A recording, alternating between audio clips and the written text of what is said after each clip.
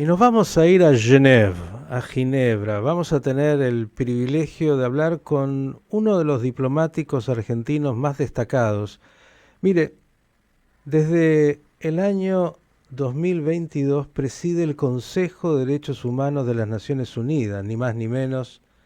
Sí, se había desempeñado anteriormente como representante argentina ante la oficina de las Naciones Unidas, también ahí en Ginebra, un hombre de carrera con una formación fantástica que lo ha llevado a estar en este lugar de prestigio que sin duda para la Argentina es tan importante, y el tema de los derechos humanos, derechos que deberían ser cuidados en todos los lugares.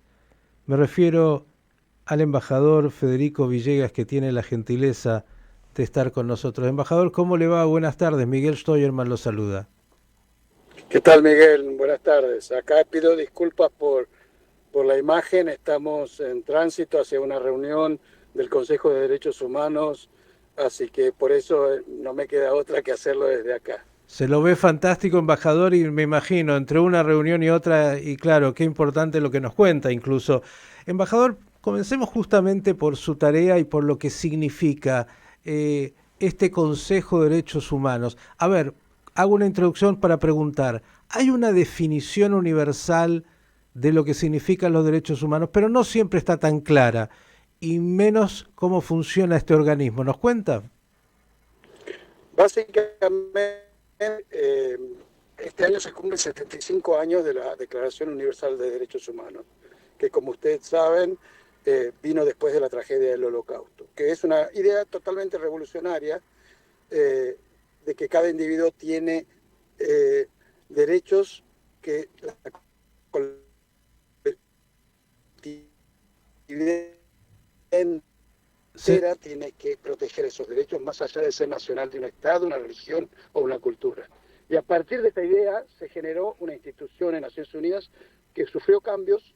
Antiguamente había una comisión durante 50 años que era parcial, era más sesgada, no se analizaba la situación de derechos humanos de todos los países, solo de algunos pocos. Uh-huh. Y en el 2006 decidimos poner derechos humanos a la altura que merece, porque... Lo estoy perdiendo, embajador. Tengo alguna dificultad ahí con el audio, no sé si habrá pasado algo, a ver si logramos. Estamos con el embajador Federico Villegas. eh, una... Sí, ahora sí me escuchan. Ahora lo escuchamos perfecto, lo haremos sin Sí, es imagen, porque pero... estaba entrando una llamada. Entonces se creó el Consejo de Derechos Humanos en 2006. Y en 2006 este es el órgano principal universal que verifica los derechos humanos y tiene tres roles muy claros. El primer rol es analizar la situación de derechos humanos de todos los países del mundo sin excepción. 193 países periódicamente tienen que poner su situación de... Embajador, lo voy a invitar a que saque la cámara, por ahí no lo vamos a ver, pero sí lo vamos a escuchar mejor. Me parece que o porque le ingresan llamados o por el ancho de banda tenemos alguna dificultad. Estamos con el embajador Federico Villegas, lo he dicho, es el titular, el presidente del Consejo de Derechos Humanos de las Naciones Unidas ahí en Ginebra. Embajador, ¿nos escucha? A ver, a ver si logramos retomar esa comunicación, porque tenemos muchas ganas de escucharlo y muchas ganas de preguntarle, obviamente, sobre un tema que hace a todos, ¿no? Los derechos humanos y incluso ¿Me algunas... escuchan bien? Ahora lo escuchamos ¿Me muy escuchan bien, bien? ahora perfectamente. Lo escuchamos, embajador. Bueno, espero que tengamos suerte con la banda de ancha. Bueno, entonces este consejo se ocupa también de las situaciones complicadas de países que están atravesando una situación muy grave de derechos humanos. Por eso Uh-huh. aprobamos resoluciones sobre Venezuela, Nicaragua, Siria, Yemen, Ucrania, por supuesto, Belarus. Analizamos el conflicto de Ucrania y aprobamos una comisión para investigar las violaciones en Ucrania, etcétera. Y después el tercer rol, que es muy importante, es el órgano donde se desarrollan los derechos humanos y las normas y estándares nuevos de derechos humanos. Uh-huh. En este momento estamos analizando el impacto del cambio climático en los derechos humanos o de la inteligencia artificial y las nuevas tecnologías. Es decir, todos los nuevos temas de derechos humanos, los estándares se analizan y se transforman eventualmente en nuevos tratados, como los 10 tratados de derechos humanos que tenemos y que han sido ratificados por la Argentina y tienen rango constitucional. Bien. Por supuesto, se abordan temas transversales, como sabemos, antisemitismo y otros.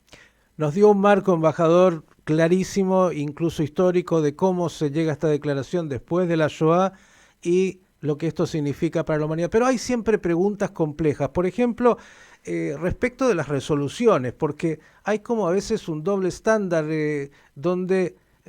voy a hablar, usted dijo, y estuvo incluso en la IRA, en lo que hace a la rememoración de la Shoah, y hoy hay definiciones de lo que es el nuevo antisemitismo, por ejemplo, una condena a Israel permanente que parecería que siempre es el único foco, y cuando uno mira en otros lados no está así. ¿Hay algo de doble estándar entre los que justamente integran, e incluso muchos países que son violadores sistemáticos de derechos humanos pertenecen y votan como si fueran grandes, digamos, grandes para mostrar sus virtudes en el respeto de derechos humanos?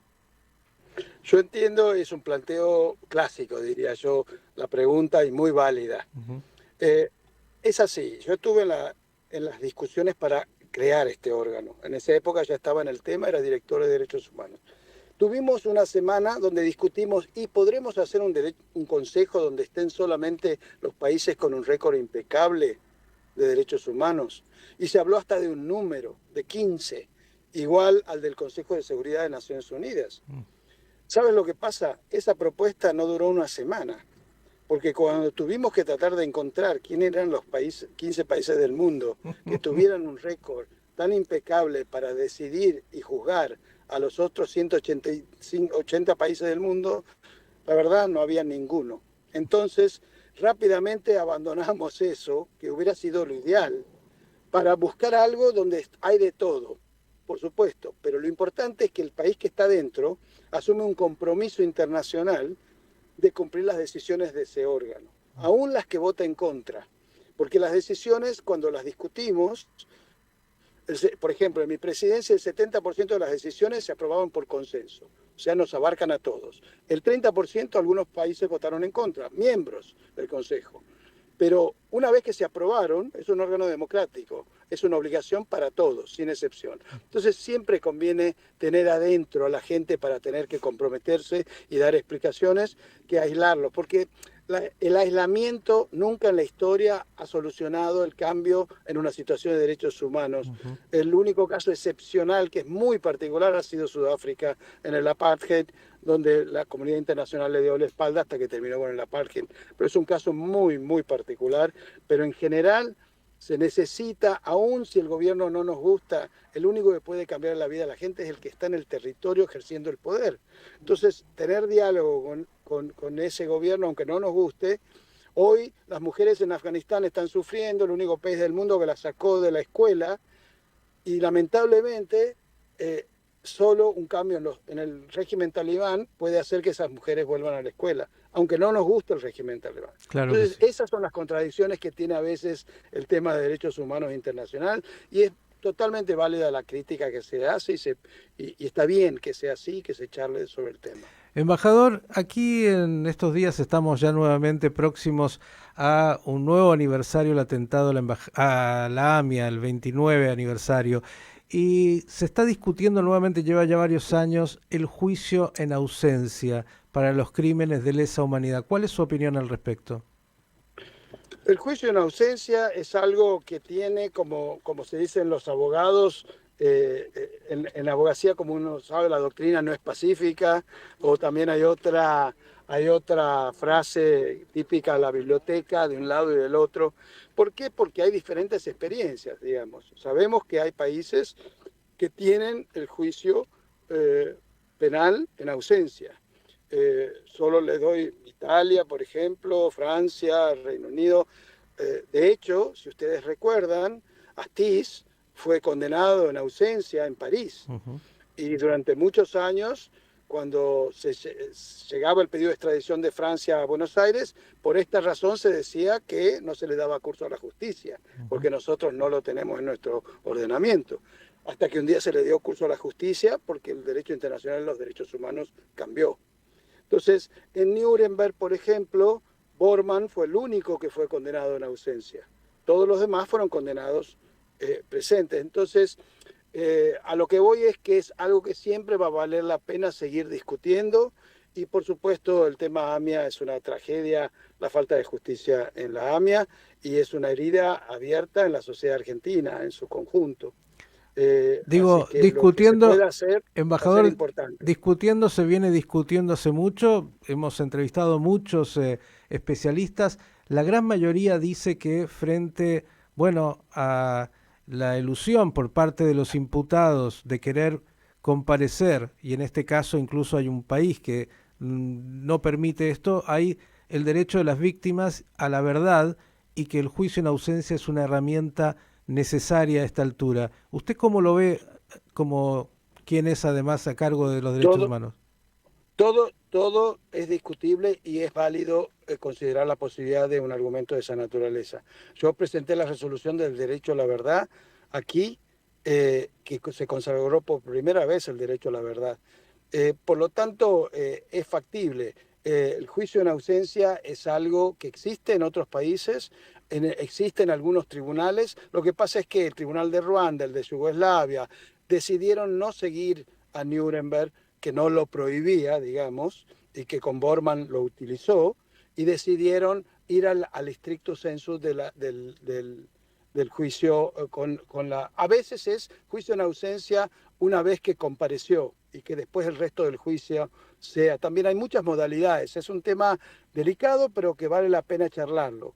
De hecho, una de las cosas que yo no sabía y que aprendí es que, por ejemplo, aparentemente, yo no sabía, la ley islámica prohíbe el juicio en ausencia, según dicen, y no soy un entendido, y cuando Khomeini hizo la fatua aquella para matar a Rushdie, a Salman Rushdie, era violatorio de la ley islámica, porque no lo podría haber hecho, porque la ley islámica prohíbe el juicio en ausencia. O sea, es muy variada la doctrina, la jurisprudencia. Nuestra Corte Suprema tiene una jurisprudencia muy rica, que va y viene, que puede ser interpretada de una manera o de la otra. Vale la pena la discusión. Cualquier cosa para darle justicia a las víctimas de la AMIA y a sus familiares, vale la pena discutirla, siempre. Bien, y agradeciéndole porque sé que va a esta reunión, la Sí, última, y embajador. una reunión súper delicada, que vamos a votar un tema de Colombia muy especial para apoyar a Colombia en esta etapa, así que le pido mil disculpas, No, por me encantaría favor, quedarme. a Colombia, pensé que me iba a decir de Venezuela. ¿Cómo estamos con Venezuela? Ya que Venezuela no votamos esta semana, pero el Consejo hace rato que está con muchas investigaciones en Venezuela. La Argentina ha estado apoyando. bien, embajador, lo dejo. Hasta la Bueno, próxima y le agradezco por estos con minutos. todo gusto. Cuando quieran, me llaman, me avisan, con todo gusto. Lo vamos a Un seguir placer. molestando. Que siga con éxito en esta función tan importante. Gracias, gracias. El embajador Federico Villegas, presidente ni más ni menos de la Comisión de las Naciones Unidas de Derechos Humanos. La Argentina está ahí. Bueno, nos dio estos minutitos cuando iba a esta reunión, y es un privilegio haberlo tenido. También para hablar un poquito, aunque sea, del juicio en ausencia, tema que desde este humilde micrófono venimos diciendo es un instrumento, una herramienta necesaria para la Argentina cuando en 29 años, sí, estamos ahí, aquellos que están imputados por la justicia, bueno, no comparecen, no lo harán, son protegidos por el Estado que definió ese atentado, y es hora de que haya un avance, porque si no nos quedaremos simplemente en este vacío.